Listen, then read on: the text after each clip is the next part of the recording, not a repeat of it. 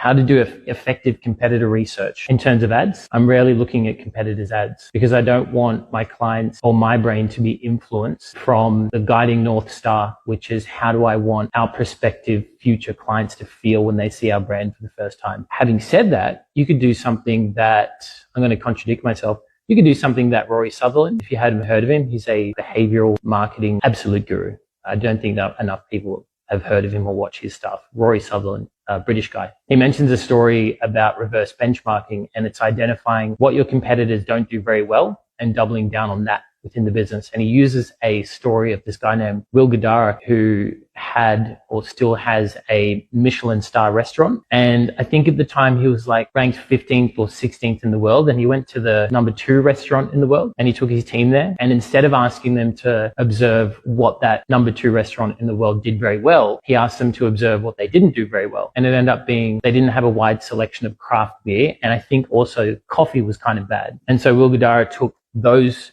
2 observations to his, at the time, 15th or 16th in the world restaurant, focused and doubled down on those 2 points and became the best restaurant in the world. See what I'm saying? So those reverse benchmarking can be quite helpful for ad scripting. So if you identify what your competitors don't do very well, you can use that as an angle.